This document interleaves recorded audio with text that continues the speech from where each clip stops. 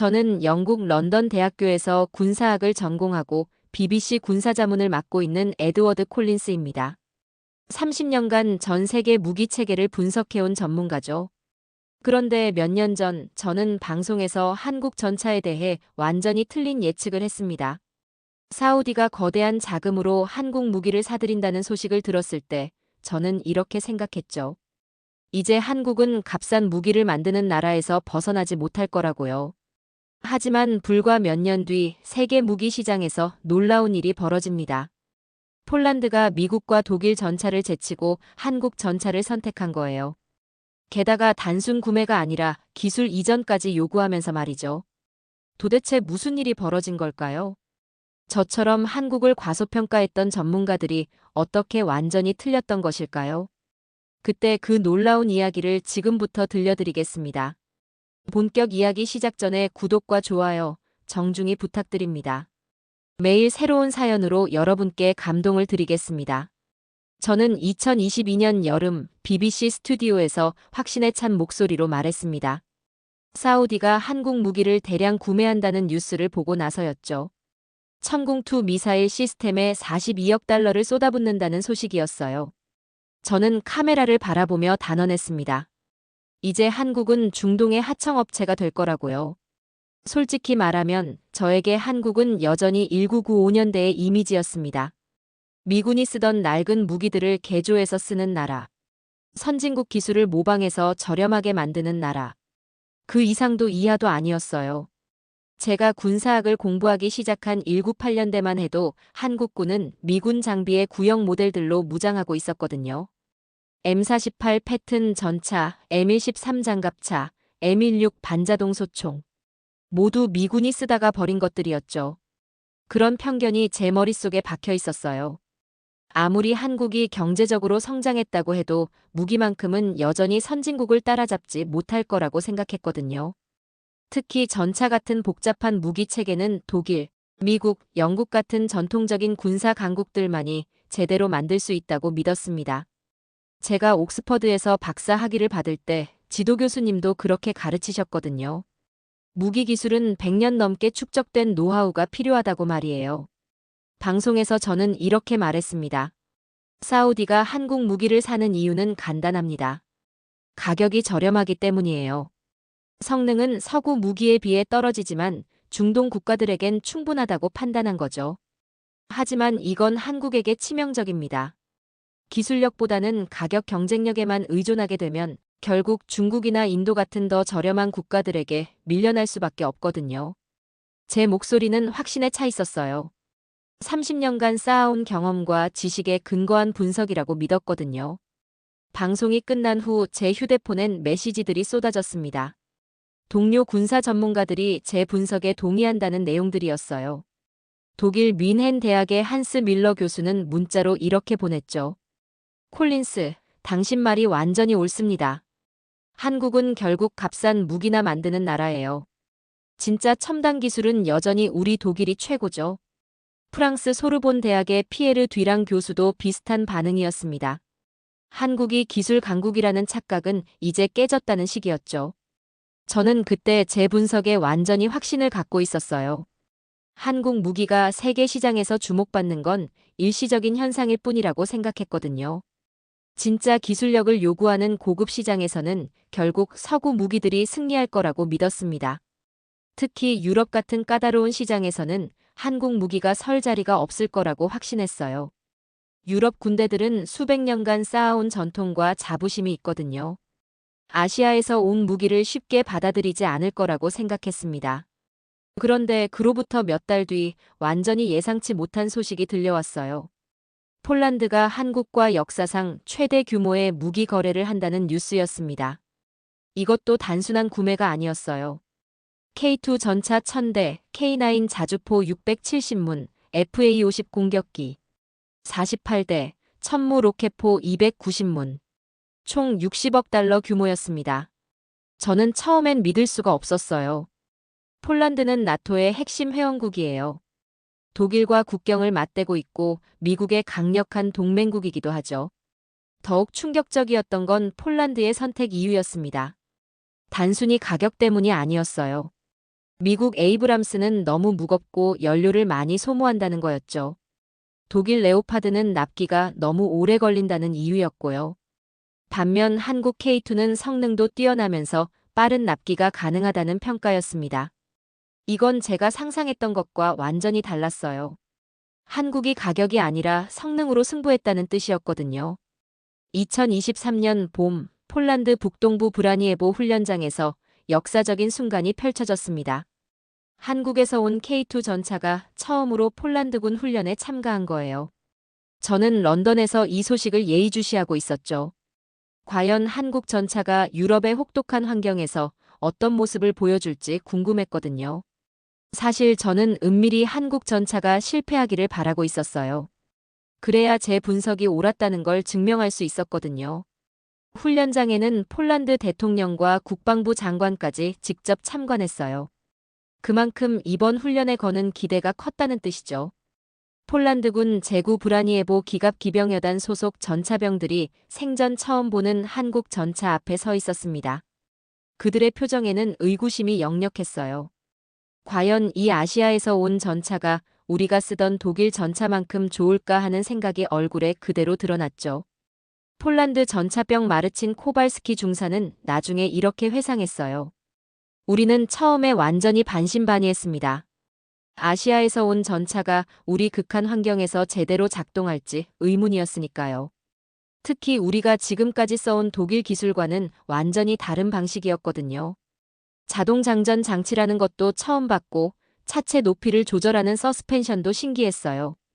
하지만 첫 번째 시동을 걸었을 때부터 느낌이 달랐다고 했습니다. 엔진 소리부터 달랐다는 거예요.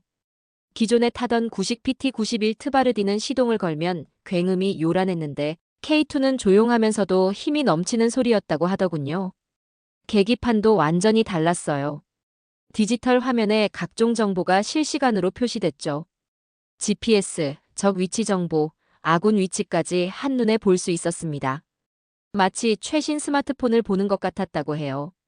첫 번째 기동 훈련이 시작됐습니다.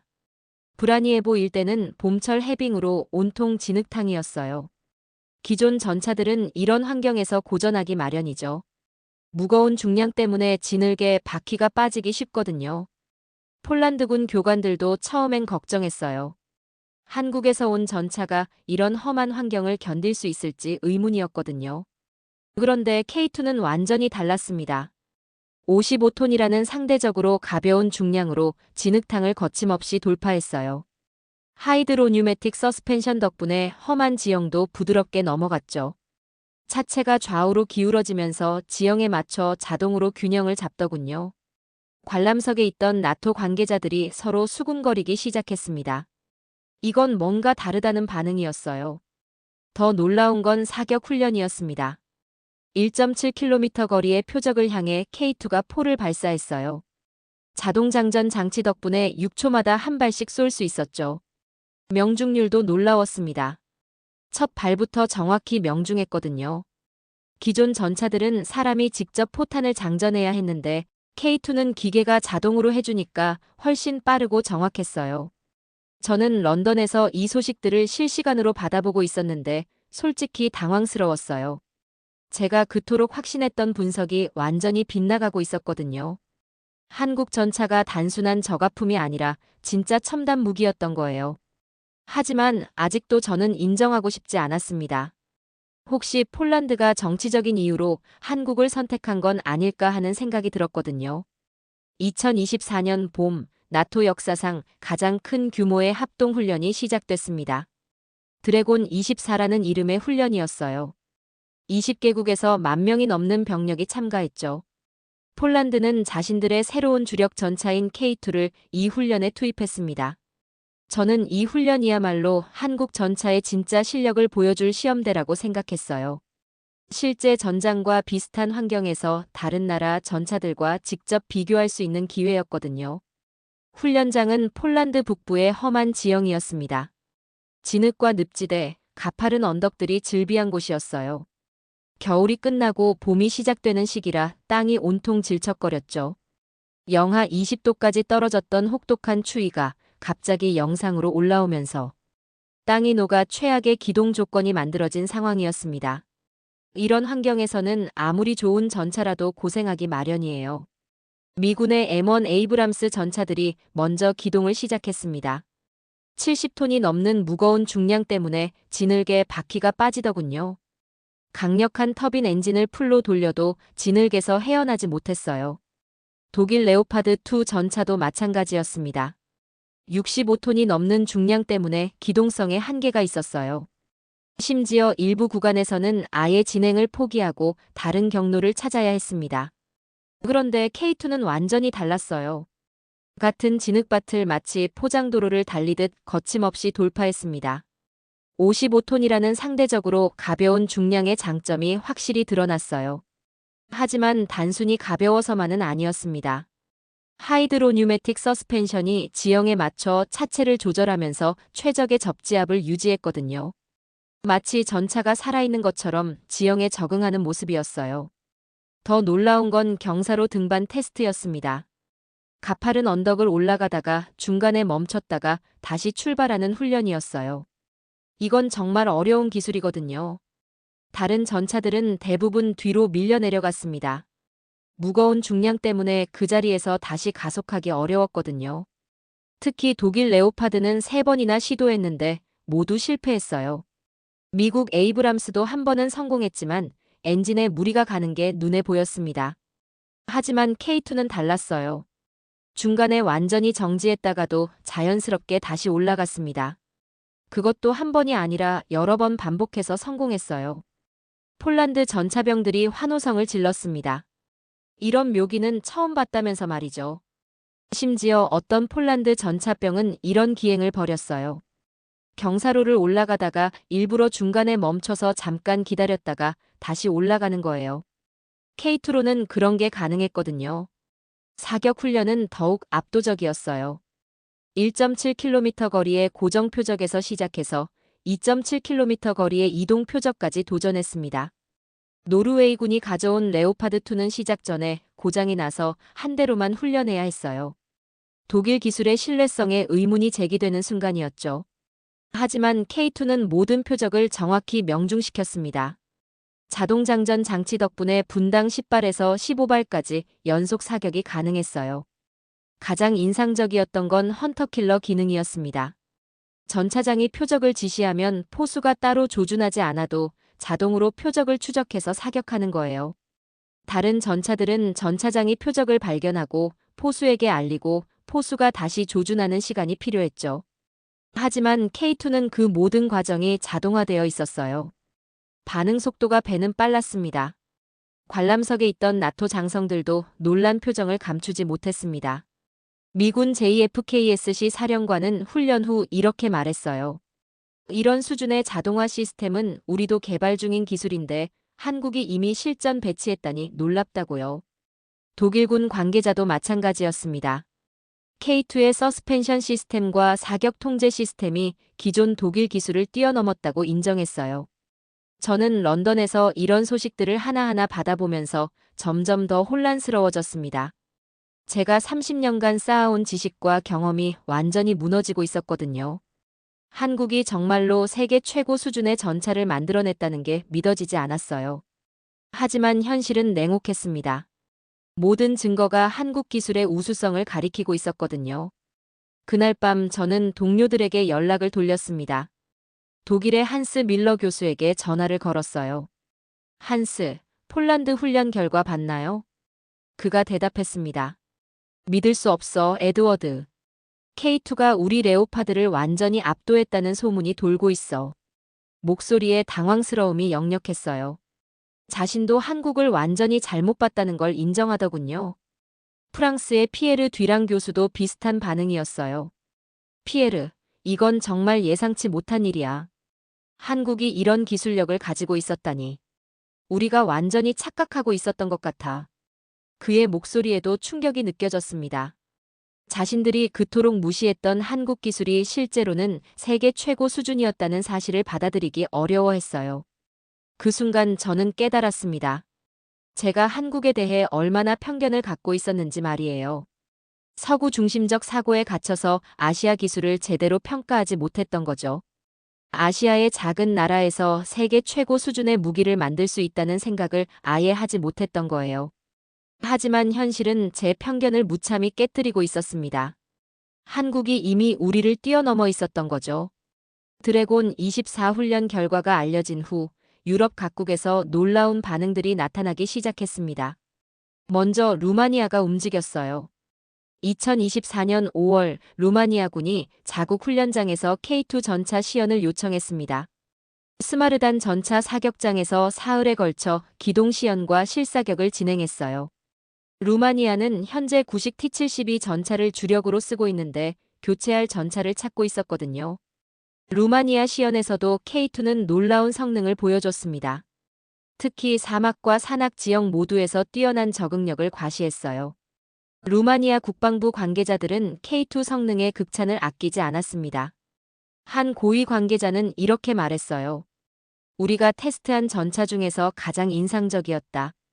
특히 험한 산악 지형에서의 기동성은 타의 추종을 불허했다고요. 슬로바키아도 관심을 보이기 시작했어요. 2025년 5월 슬로바키아 실드 25 합동 훈련에 폴란드가 K2를 파견했습니다. 이번엔 폴란드군이 직접 운용하는 K2를 선보인 거였어요. 슬로바키아군은 현재 구식 T-72M1 전차를 사용하고 있는데 최대 104대의 현대식 전차 도입을 고려하고 있었거든요.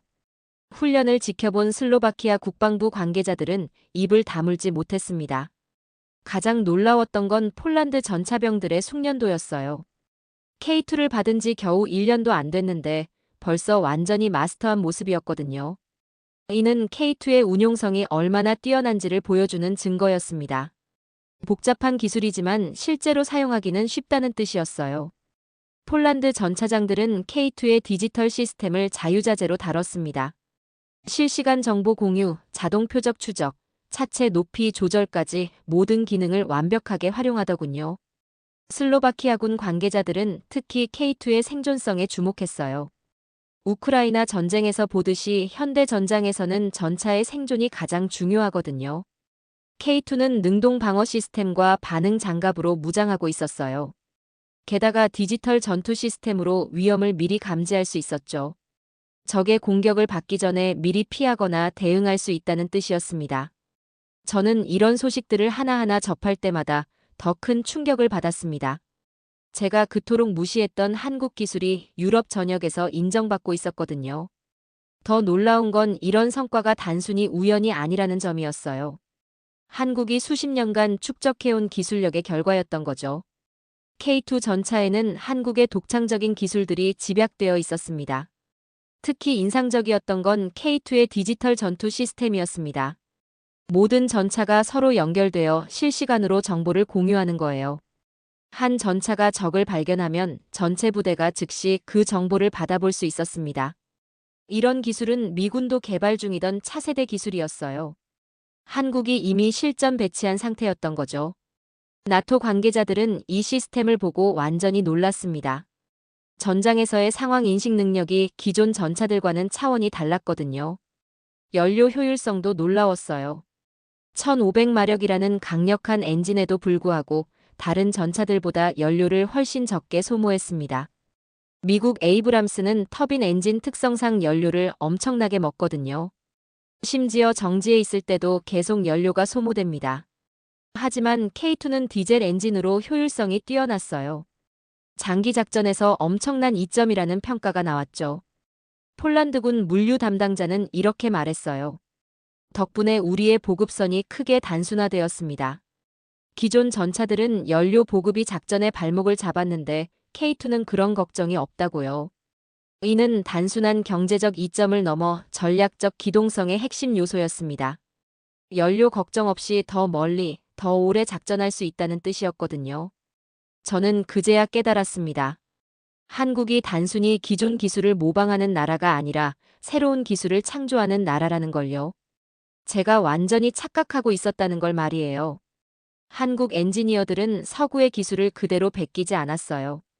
오히려 서구 기술의 한계를 파악하고 그것을 뛰어넘는 새로운 해법을 찾아낸 거였죠. 2024년 겨울, 저는 런던의 제 서재에 홀로 앉아 있었습니다.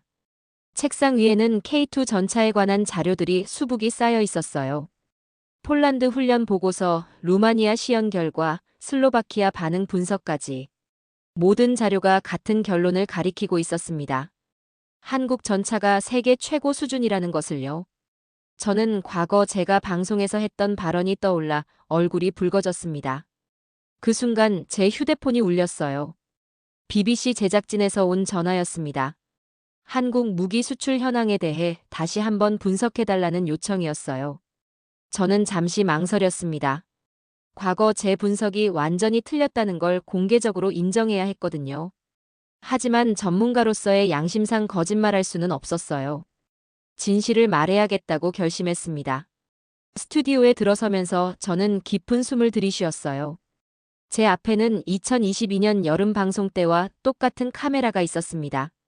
하지만 제 마음가짐은 완전히 달랐어요.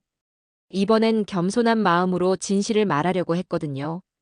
방송이 시작되자 저는 먼저 과거 제 실수를 인정했습니다. 몇 년 전 저는 이 자리에서 한국 무기에 대해 완전히 틀린 예측을 했습니다. 저는 한국을 과소평가했어요. 아시아의 작은 나라가 어떻게 서구의 수백 년 기술을 뛰어넘을 수 있겠느냐고 생각했거든요. 하지만 현실은 달랐습니다. 한국은 이미 우리를 추월해 있었어요. 특히 K2 전차는 현재 서구에서 운용하는 어떤 전차보다도 종합 성능이 뛰어납니다. 제가 이렇게 말하자 스튜디오가 조용해졌어요. 제작진들도 놀란 표정이었죠. 저는 계속해서 말했습니다. K2의 기술적 특징들을 하나하나 설명하면서요. 하이드로뉴매틱 서스펜션으로 차체 높이를 자유자재로 조절할 수 있고 자동 장전 장치로 빠른 연사가 가능하며 디지털 전투 시스템으로 실시간 정보 공유까지 한다고요. 이 모든 기술이 서구에서는 아직 개발 단계인데 한국은 이미 실전 배치했다고 강조했습니다. 방송 후 시청자들의 반응은 다양했습니다. 어떤 이들은 제가 갑자기 입장을 바꾼 것에 대해 의아해했어요. 하지만 더 많은 사람들이 제 솔직한 인정을 높이 평가했습니다. 특히 젊은 시청자들은 기성 전문가들의 편견을 지적하면서 제 용기를 칭찬했어요. 하지만 저에게는 여전히 부끄러움이 남아 있었습니다. 전문가라고 자부했던 제가 이렇게 큰 실수를 했다는 사실이 받아들이기 어려웠거든요. 그날 밤 저는 제 서재에서 혼자 생각에 잠겼습니다. 도대체 어디서부터 잘못됐을까요? 제가 한국을 바라보는 시각에 어떤 문제가 있었을까요? 곰곰 생각해보니 답은 명확했어요. 저는 한국을 여전히 1995년대의 이미지로 보고 있었던 거예요. 미군 장비를 개조해서 쓰던 시절의 모습만 기억하고 있었던 거죠. 하지만 그 사이 한국은 완전히 달라졌습니다. 더 이상 남의 기술을 모방하는 나라가 아니라 스스로 새로운 기술을 창조하는 나라가 된 거예요. 제가 그런 변화를 전혀 눈치채지 못했던 거죠. 30년간 쌓아온 편견 때문에 현실을 제대로 보지 못했던 겁니다. 2025년 봄, 저는 한국을 직접 방문하기로 결심했습니다. 창원에 있는 현대로템 공장을 견학하고 싶었거든요. K2 전차가 어떻게 만들어지는지 직접 보고 싶었어요. 그래야 제가 놓쳤던 부분을 정확히 파악할 수 있을 것 같았거든요. 창원 공장에 도착해서 본 광경은 충격적이었습니다. 완전히 자동화된 생산 라인에서 K2 전차들이 조립되고 있었어요. 로봇들이 정밀하게 용접하고 컴퓨터가 품질을 검사하는 모습이었죠. 이건 제가 상상했던 한국 공장의 모습과는 완전히 달랐어요. 독일이나 미국 공장보다도 더 첨단 기술을 사용하고 있었거든요. 현대로템 관계자가 저를 안내하면서 설명해줬습니다. K2 개발에는 15년이 걸렸다고 하더군요. 그동안 한국 엔지니어들이 세계 각국의 전차를 연구하면서 장단점을 파악했다고 해요. 그리고 그 한계들을 뛰어넘는 새로운 기술을 개발한 거였죠. 단순히 기존 기술을 모방한 게 아니라 완전히 새로운 해법을 찾아낸 거예요. 가장 인상적이었던 건 품질 관리 시스템이었습니다. 모든 부품이 컴퓨터로 관리되고 있었어요. 어떤 부품이 언제 어떤 공정을 거쳤는지, 누가 담당했는지까지 모두 기록되어 있었죠. 문제가 생기면 즉시 원인을 파악하고 해결할 수 있는 시스템이었어요. 이런 수준의 품질 관리는 독일 공장에서도 보기 어려운 거였습니다. 엔지니어들과 대화를 나누면서 더욱 놀랐어요. 그들은 단순히 전차를 만드는 게 아니라 병사들의 생명을 지키는 방패를 만든다고 생각하고 있었거든요. 한 엔지니어는 이렇게 말했습니다. 우리는 단순히 무기를 수출하는 게 아닙니다. 동맹국 병사들이 살아서 집에 돌아갈 수 있게 하는 기술을 만드는 거예요. 그의 눈에는 진정성이 담겨 있었습니다. 제가 특히 감동받았던 건 그들의 철학이었어요. 한국 엔지니어들은 무기를 만들면서도 평화를 생각하고 있었거든요.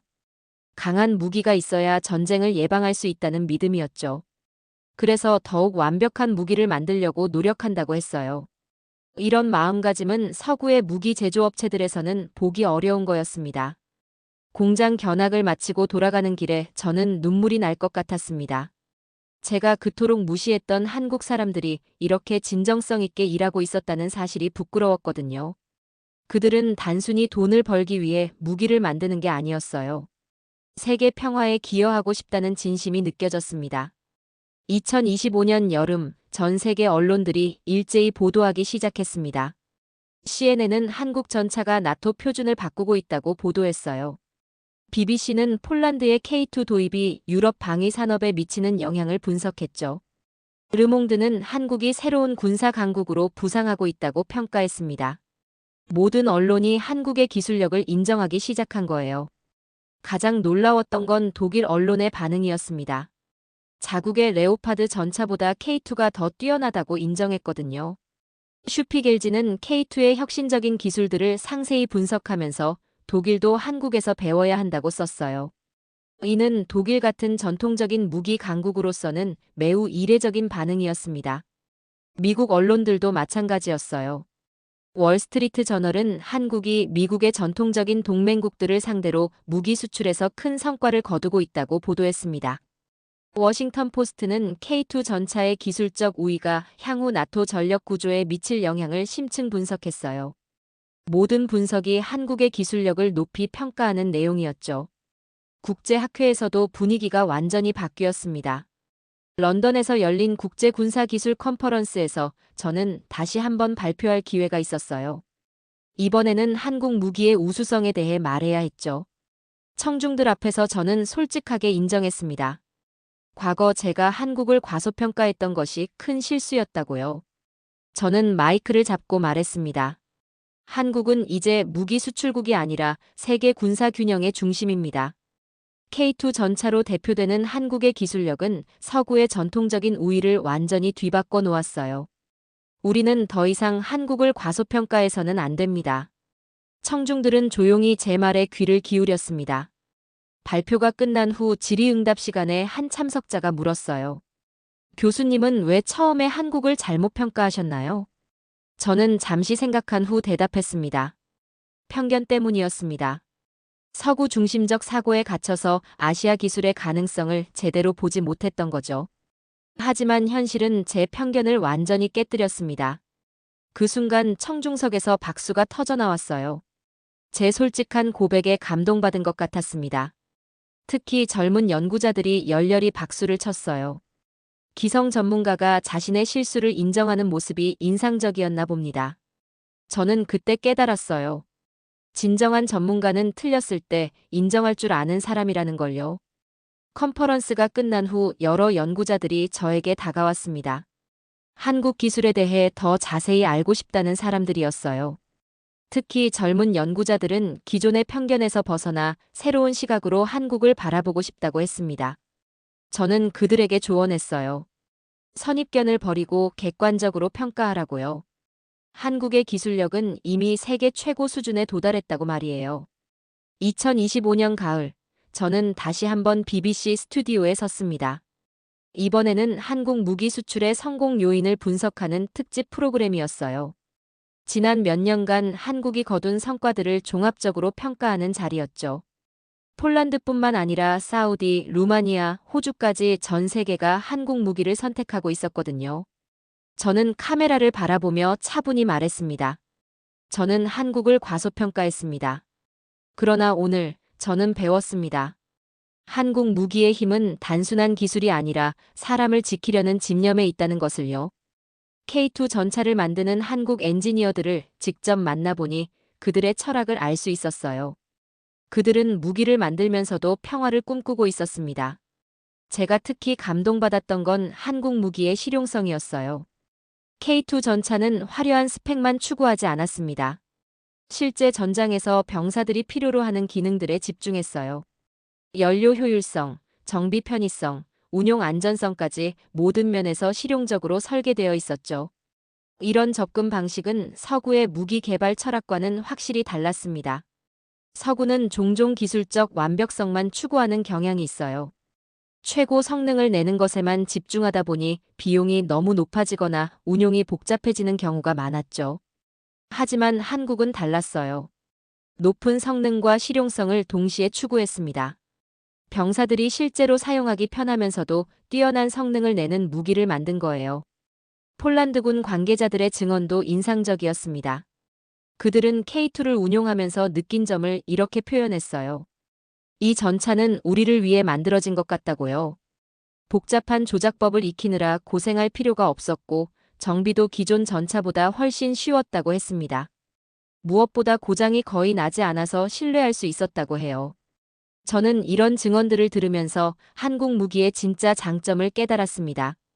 단순히 성능만 좋은 게 아니라 사용자를 배려한 설계라는 점이었어요. 한국 엔지니어들은 병사들의 입장에서 생각했습니다. 어떻게 하면 더 안전하고 편리하게 사용할 수 있을까를 고민했어요. 그 결과 실전에서 정말 유용한 무기가 탄생한 거였죠. K2의 자동장전 시스템만 봐도 그렇습니다. 단순히 빠른 장전만 추구한 게 아니었어요. 장전수의 안전을 생각해서 자동화한 거였죠. 전투 중에 사람이 직접 무거운 포탄을 옮기는 건 위험하거든요. 자동 시스템이 그 위험을 제거해 준 거예요. 동시에 일정한 품질의 장전을 보장해서 사격 정확도도 높였고요. 하이드로뉴매틱 서스펜션도 마찬가지였습니다. 단순히 기동성만 높인 게 아니었어요. 험한 지형에서 승무원들이 받는 충격을 줄여주는 역할도 했거든요. 장시간 작전에서 승무원의 피로도를 낮춰주는 효과가 있었어요. 이런 세심한 배려가 K2의 진짜 장점이었습니다. 저는 방송에서 이렇게 마무리했습니다. 한국의 강철은 무기가 아닙니다. 세계가 인정한 미래의 방패입니다. 병사들의 생명을 지키고 평화를 수호하는 기술입니다. 저는 한국을 과소평가했던 제 자신을 반성합니다. 그리고 앞으로는 더욱 열린 마음으로 세계를 바라보겠습니다. 방송이 끝난 후 저는 깊은 감동을 느꼈습니다. 이번 경험을 통해 저는 단순히 한국 기술에 대해서만 배운 게 아니었어요. 편견이 얼마나 위험한지, 겸손함이 얼마나 중요한지도 깨달았거든요. 전문가라고 해서 항상 옳은 건 아니라는 것도 배웠고요. 마지막 장면에서 저는 혼자 중얼거렸습니다. 한국은 계산의 바깥에 있었다. 제가 아무리 분석해도 예측할 수 없었던 이유가 바로 그거였어요. 한국은 기존의 틀을 완전히 벗어나 있었던 거죠. 새로운 기준을 만들어가고 있었던 겁니다. 저는 그제야 진정으로 한국을 이해할 수 있었습니다.